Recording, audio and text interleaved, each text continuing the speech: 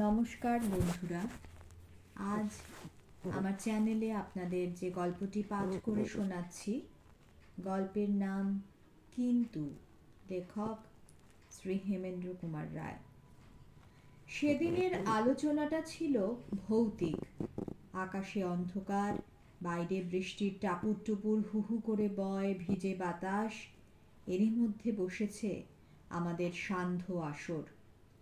পেয়ালার শেষ চাটুকু পেটে চালান দিয়ে চরণদাস বললে, আদিমকাল থেকেই মানুষ ভূত নিয়ে মাথা ঘামিয়ে আসছে, কিন্তু আসলে ভূতকে যে কিরকম দেখতে আজ পর্যন্ত সেইটাই স্থির হলো না। এক একজন লোক ভূতের এক এক রকম বর্ণনা দেয়।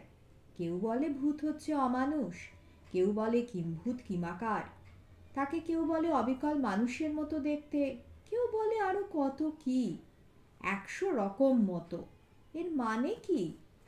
ভজহরি বললে, এর মানে হচ্ছে সচক্ষে কেউ কখনো ভূত দেখেনি, সবাই পরের মুখের ঝাল খায়। ভূপতি বললে, সেই জন্যই তো আমি ভূত মানি না।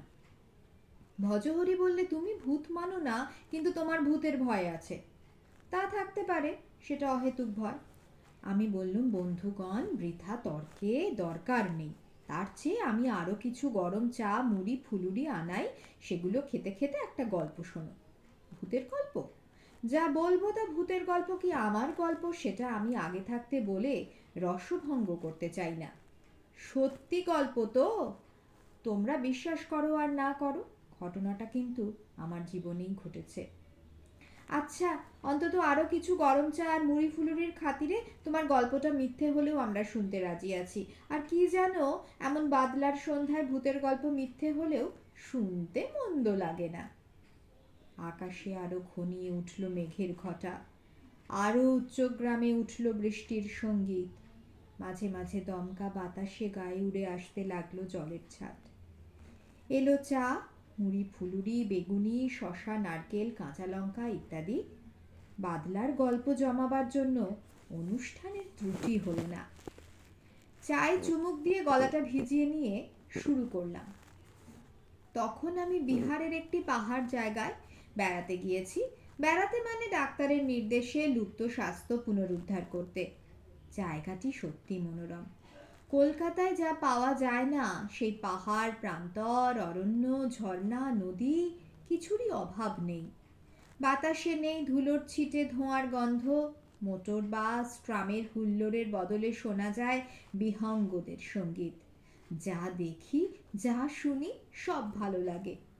সকালে বিকেলে করি পদচালনা। কোনোদিন মাঠে মাঠে ঘুরে বেড়াই, কোনোদিন পাহাড়ের টঙে উঠে পৃথিবীর ছবি দেখি, কোনোদিন বাড়ির শিশুদের সঙ্গে নদীর ধারে বসে পুঁটি মাছ ধরি।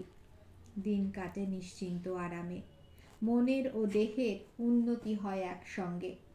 জায়গাটি এমন পছন্দ হলো যে স্থির করলুম এখানে এসে মাঝে মাঝে অবকাশ যাপন করে যাব। স্থানীয় বাসিন্দা দেখে বললেন, নদীর পথে যেতে শেষ বাড়িখানা দেখেছেন? হ্যাঁ, দেখলে পোড়ো বাড়ি বলে মনে হয়। ঠিক তাই, মানবেন্দ্র রায়চৌধুরী নামে কলকাতার এক জমিদারের শখের বাড়ি। ওই বাড়িতেই এক দুর্ঘটনায় মানবেন্দ্রবাবু সপরিবারে মারা পড়েন। তারপর থেকে বাড়িখানা খালি পড়ে আছে। সাধারণ লোকের কুসংস্কার জানেন তো, বেশি দিন কোনো বাড়ি খালি পড়ে থাকলেই বলবে হানাবাড়ি।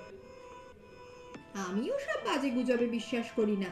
ইচ্ছে করলে আপনি ওই বাড়িখানা খুব সস্তায় পেয়ে যেতে পারেন। ভূতপ্রেতের গল্পকে আমিও কথার কথা মনে করি। পঞ্চভূতে গড়া যে নশ্বর দেহ শ্মশানে পুড়ে ছাই হয়ে যায়, আত্মা আবার তা ফিরে পেতে পারে না। দিন তিনেক পরে একদিন নদীর পথ দিয়ে বেরিয়ে ফিরছি, সন্ধ্যা আসন্ন। হঠাৎ আকাশ ছেয়ে গেল কাল বৈশাখীর কালো মেঘে। রামতরের ওপারের বড় বড় গাছগুলো প্রায় লুটোপুটি খেতে লাগলো। বুঝলুম এখনই হুড়মুড় করে আঁধি এসে পড়বে এখানেও। অদূরে দাঁড়িয়ে রয়েছে সেই পোড়ো বাড়িখানা, দোতলা বাড়ি, সামনের দিকের গাড়ি বারান্দা। ছুটে গিয়ে তার তলায় আশ্রয় নিলুম। তারপরেই হু হু রবে এসে গেল ভয়ঙ্কর আঁধি। চারিদিক ধুলোয় ধুলোয় সমাচ্ছন্ন, দিগন্তব্যাপী মেঘের কালিমা ফুঁড়ে অগ্নিবাণ ছুটতে ছুটতে বজ্র দিতে লাগলো ধমকের পর ধমক। গাড়ি বারান্দার তলায় দাঁড়িয়েও আত্মরক্ষা করা মুশকিল হয়ে উঠল। অসহায়ের মতন এদিক ওদিক দেখছি, এমন সময় পেছন থেকে গম্ভীর স্বরে কে বললে, ওখানে দাঁড়িয়ে থাকবেন না, ভিতরে আসুন। চমকে ফিরে দেখলো পেছনের একটি দরজা খোলা। সেই ঝাপসা আলোয় দেখা যাচ্ছে দণ্ডায়মান এক অস্পষ্ট মনুষ্য মূর্তি। ঝড় আর ধুলোর ধাক্কা সামলাবার জন্যে তাড়াতাড়ি ঘরের ভিতরে ঢুকে পড়লাম। দৃষ্টির আচ্ছন্ন ভাবটা একটু পরেই কেটে গেল, কিন্তু ঘরের ভিতর তখনও আলোর চেয়ে অন্ধকারের ভাগই বেশি।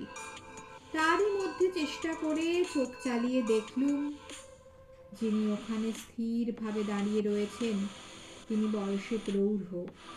তার পরনে ধুতি পাঞ্জাবি, চোখে কালো চশমা, বর্ণ গৌর, চেহারা দীর্ঘ ও দোহারা। আশ্রয়ের জন্য ধন্যবাদ দিয়ে তাকে জিজ্ঞাসা করলুম, আপনি কি এখানেই থাকেন? খুব সংক্ষিপ্ত উত্তর পেলুম, বললুম, কিন্তু আমি তো শুনেছি বাড়ির মালিক মানবেন্দ্র বাবুর মৃত্যুর পর এখানে আর কেউ বাস করেন না। কেন বাস করে না তা জানেন? কি এক দুর্ঘটনায় নাকি মানবেন্দ্র বাবু সপরিবারে মারা পড়েছিলেন। দুর্ঘটনার বিবরণ শোনেননি? না, তবে শুনুন। মূর্তি আমার দিকে ৩-৪ পা এগিয়ে এলো। এমন সময় বাইরে নামলো ঝমাঝম বৃষ্টি।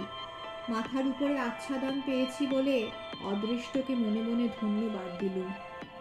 অপরিচিত মূর্তি বললে, এমনই বৃষ্টি নেমেছিল সেদিনও গভীর রাতে। ঝড় বয়েছিল বেগে, বজ্র উঠেছিল জেগে, আকাশ ঠেকেছিল মেঘে। তারপর কি হলো জানেন? হই হই করে ডাকাত পড়লো বাড়িতে, প্রায় ২৫-৩০ জন ডাকাত। কি পাষণ্ড! চৌধুরী বংশে বাকি দিতে কারুকে রাখলে না। ২৫ শিশুদের মুখ দেখেও তাদের মনে দয়া হলো না।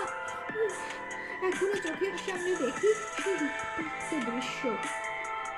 বিপুল বিস্ময়ে জিজ্ঞাসা করলুম, আপনিও কি ঘটনাস্থলে হাজির ছিলেন? নিশ্চয়ই। কে আপনি? মানবেন্দ্র রায়চৌধুরী। ডাকাতরা সব শেষে আমাকেই হত্যা করে। আমি স্তম্ভিত। মূর্তি হন হন করে অন্য একটা দরজা দিয়ে বাড়ির ভিতর দিকে চলে গেল। তারপর আমি যা করলুম সেটা আর বলতে ইচ্ছে নেই, কারণ সে হচ্ছে কাপুরুষের আচরণ। জীবনে আর কখনো তেমন ভয় পাইনি।